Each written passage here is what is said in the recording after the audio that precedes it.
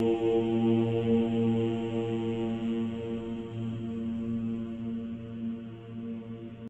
नमः शिवाय। भारत माता शिव शक्ति अवतार। आज है 1/2/2025। रिवाइज डेट है 1/5/1967। मीठे बच्चे, बाबा अक्षर बहुत मीठा है, सर्वव्यापी कह फिर ग्लानि कर देते हैं तो मीठापन निकल जाता है।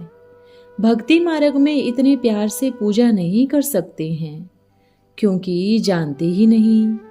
तुम्हारे में भी बहुत थोड़े हैं जो बहुत प्यार से याद करते हैं। अंदर में गीत है, बदल जाए दुनिया न बदलेंगे हम। गीत की पहली लाइन में कुछ अर्थ है, बाकी सारा गीत किसी काम का नहीं। जैसे गीता में भगवानुवाच मन मन भव मध्य जीवो अक्षर ठीक है, बाकी सारी गीता में कुछ नहीं। इसको कहा ही जाता है आटे में नमक। अभी भगवान किसको कहा जाता है, यह तो बच्चे अच्छी रीति जान गए। भगवान शिव बाबा को कहा जाता है। शिव बाबा आकर शिवालय स्थापन करते हैं। आते कहाँ हैं, वेशालय में। खुद आकर कहते हैं, मीठे मीठे सिकी लदे लाडले रूहानी बच्चों, सुनते तो आत्मा है ना। जानते हो हम आत्मा विनाशी है, यह देह विनाशी है। हम आत्मा अपने पिता परम पिता परमात्मा से महावाक्य सुन रही है। महावाक्य एक परम पिता परमात्मा के ही हैं जो महान पुरुष पुरुषोत्तम बनाते हैं। बाकी जो भी महात्माएं गुरु आदि लोग हैं उनके शब्दों को महावाक्य नहीं कहेंगे, वो सब है झूठे वाक्य। शिवोहम जो कहते हैं वो बहुत डर्टी वाक्य हैं। ऐसे ऐसे करके वाक्य सुनते सुनते मनुष्य कितने गंदे बन गए हैं। अभी यह महावाक्य सुनने से तुम फूल बनते हो। कांटे और फूल में कितना फर्क है। अभी तुम बच्चे जानते हो हमको कोई मनुष्य नहीं सुना रहे। इस रथ पर शिव बाबा विराजमान है, वो भी आत्मा ही है, परंतु उनको कहा जाता है परमात्मा। ऊंचे ते ऊंच परम धाम में रहने वाला परमात्मा। तुमको परमात्मा नहीं कहा जाता। अभी पतित आत्माएं कहती है कि हे परम पिता परमात्मा आओ, आकर हमको पावन बनाओ। वो है ही परम पिता, परम बनाने वाला, पुरुषोत्तम बनाने वाला। पुरुषोत्तम अर्थात सभी पुरुषों में उत्तम बनते हो, वो है देवताएं। तुम बच्चे ही खुद पुरुषोत्तम थे, अभी कनिष्ठ बन गए हो। इसीलिए ही पुकारते हो बाबा हमको फिर से आकर पावन बनाओ। बाबा अक्षर बहुत मीठा है, सर्वव्यापी कह फिर ग्लानि कर देते हैं तो मीठापन निकल जाता है। तुम्हारे में भी बहुत थोड़े हैं जो बहुत प्यार से याद करते हैं। अंदर में वो स्त्री पुरुष तो एक दो को स्थूल में याद करते हैं, यहाँ आत्माओं का परमात्मा को याद करना बहुत प्यार से। भक्ति मार्ग में भी इतने प्यार से पूजा नहीं कर सकते हैं, वो प्यार नहीं होता। जानते ही नहीं हैं तो लव कैसे होगा। यहाँ हर एक आत्मा कहती है मेरा बाबा। हर एक भाई बहन कहते हैं कि बाबा ने हमको परिचय दिया है, हमको पढ़ाया है। भक्ति मार्ग में भी तुम बाबा बाबा कहकर पुकारते आए हो। हे भगवान, हे राम कहते हैं ना, परंतु वो लव नहीं रहता। जिसने कुछ मिलता है उनसे लव रहता है ना। बाप बच्चे का लव रहता है, जबकि बाप से वर्षा मिलता है। जितना जास्ती वर्षा उतना बच्चे का जास्ती लव रहता है। अगर बाप के पास कुछ भी प्रॉपर्टी है नहीं, दादे के पास है तो वो बाप को उतना लव नहीं करेगा।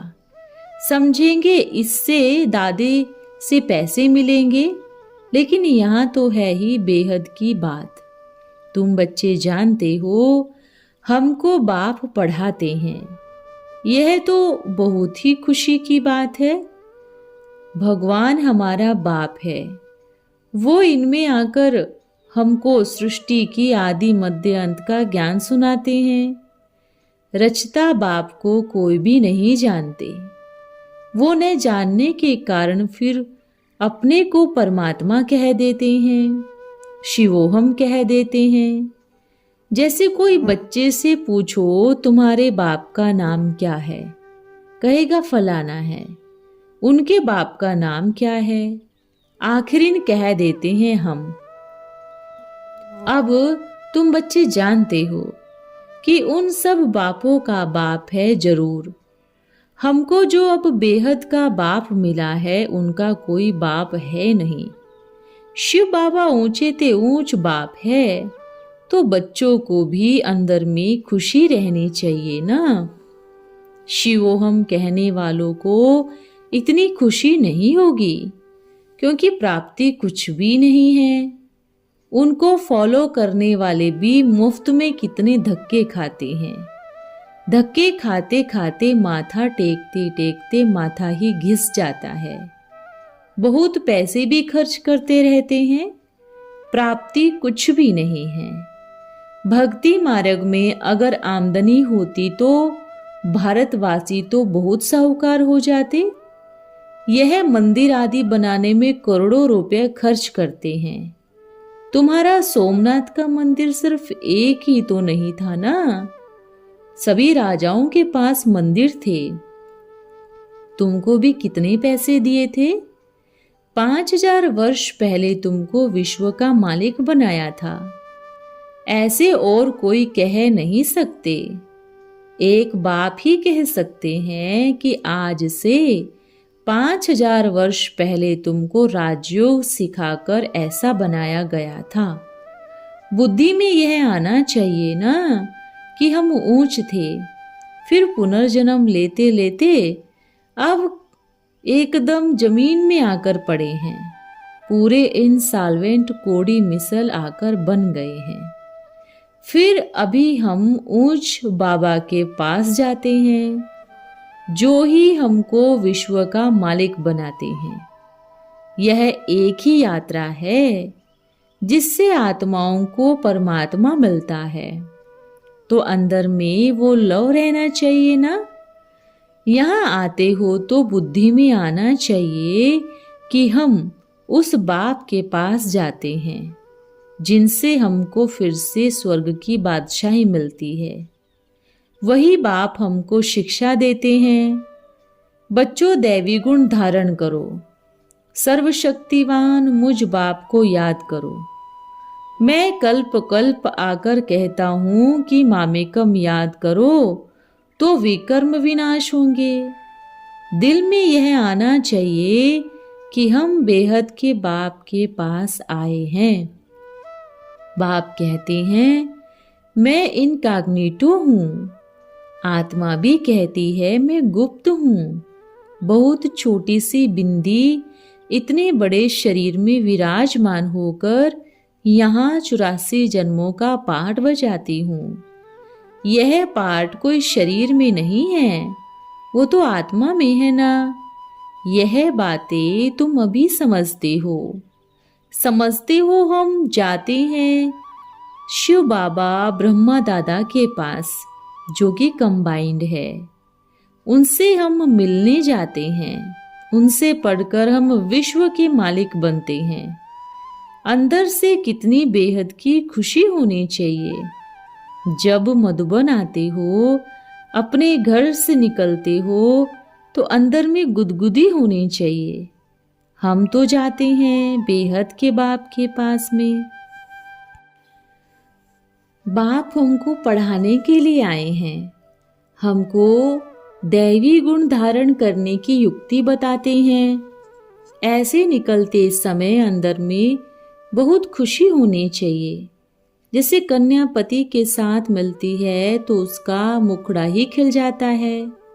अब वो मुखड़ा खिलता है दुख पाने के लिए, तुम्हारा मुखड़ा खिलता सदा सुख पाने के लिए। तो ऐसे बाप के पास आने से कितनी खुशी होनी चाहिए।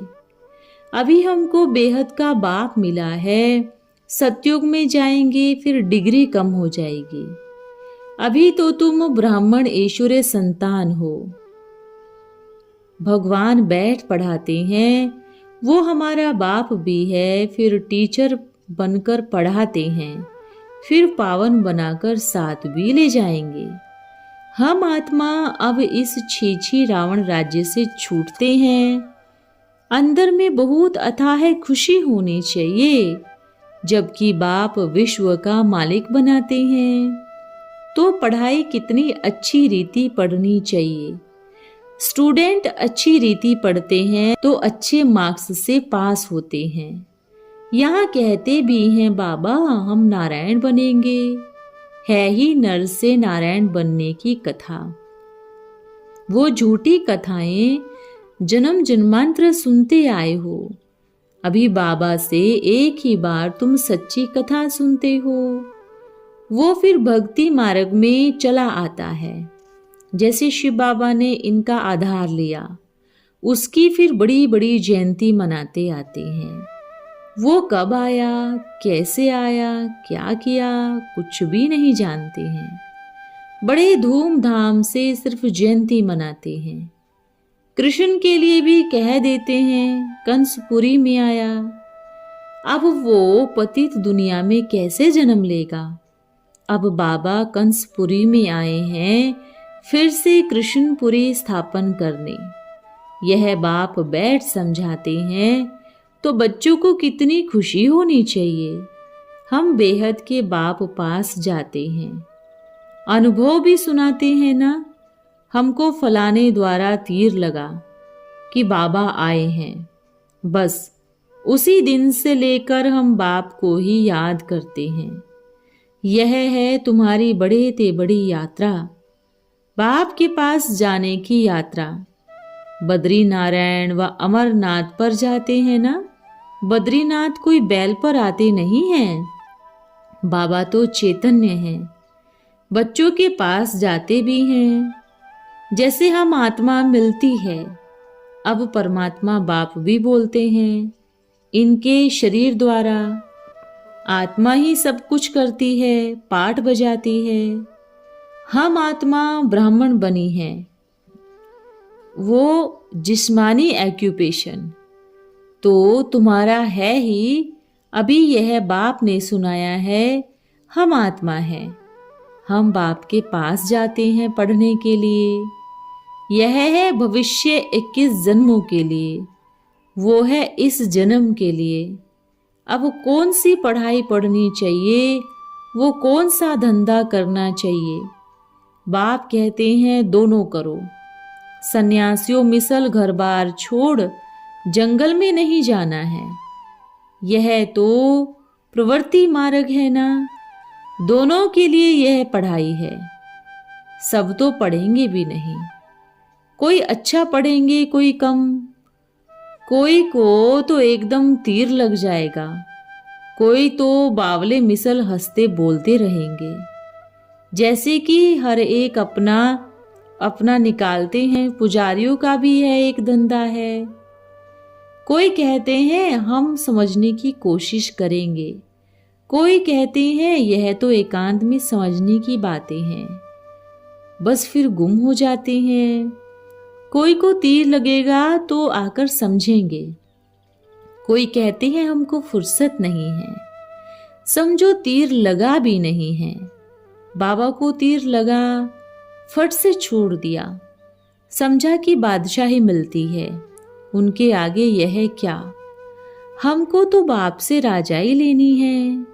अभी बाप कहते हैं वो धंधा आदि भी भल करो, सिर्फ 1 हफ्ता यह अच्छी रीति समझो। गृहस्थ व्यवहार भी संभालना है, रचना की पालना करनी है। वो तो रचकर फिर भाग जाते हैं। बाप कहते हैं तुमने रचा है तो फिर अच्छी रीति संभालो भी। समझो स्त्री अथवा बच्चा तुम्हारा कहना मानते हैं तो सपूत है, नहीं समझते हैं तो कपूत हैं। सपूत और कपूत पता पड़ जाता है ना। बाप भी कहते हैं तुम बाप की श्रीमत पर चलेंगे तो श्रेष्ठ बनेंगे, नहीं तो वर्षा नहीं मिल सकेगा। पवित्र बन, सपूत बच्चा बन, नाम बाला करो। तीर लग गया फिर तो कहेंगे बस, अभी तो हम सच्ची कमाई करेंगे।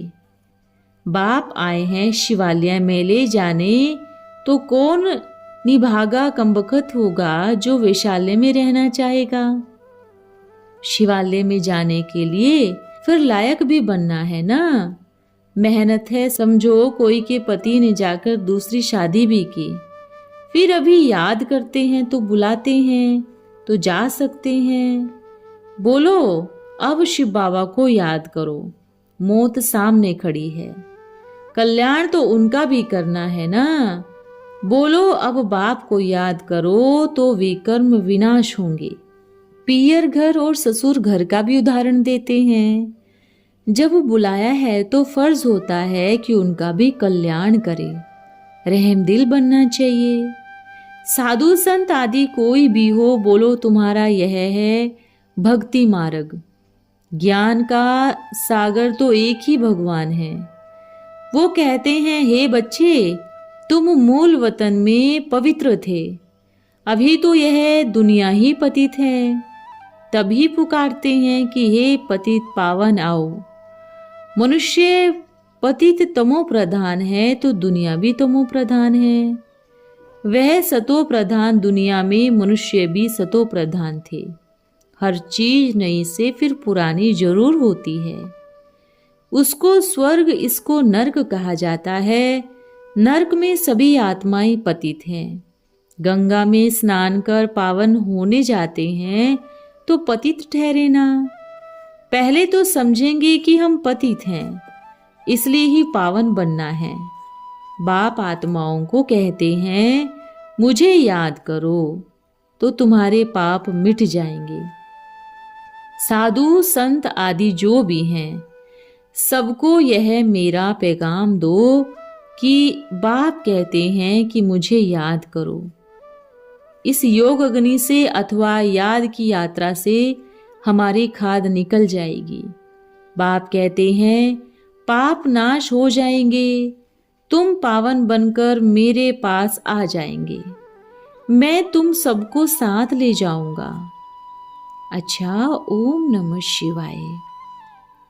आज का वरदान है एक रस भव। अभी समय प्रमाण संगठित रूप में एक ही शुद्ध संकल्प में स्थित होने का अभ्यास करना है। जब रूहानी सेना संगठित रूप में एक ही इशारे से और एक ही सेकंड में ऐसी एक रस स्थिति में स्थित हो जाएंगे, तभी विश्व में नगाड़ा बजेगा। अब हर एक ब्राह्मण आत्मा की रिस्पॉन्सिबिलिटी न सिर्फ अपने को एक रस बनाना, लेकिन सारे संगठन को एक रस स्थिति में स्थित करने के लिए सहयोगी बनना। ऐसे नहीं खुश हो जाना कि मैं तो अपने रूप से ठीक ही हूं। अच्छा, ओम नमः शिवाय।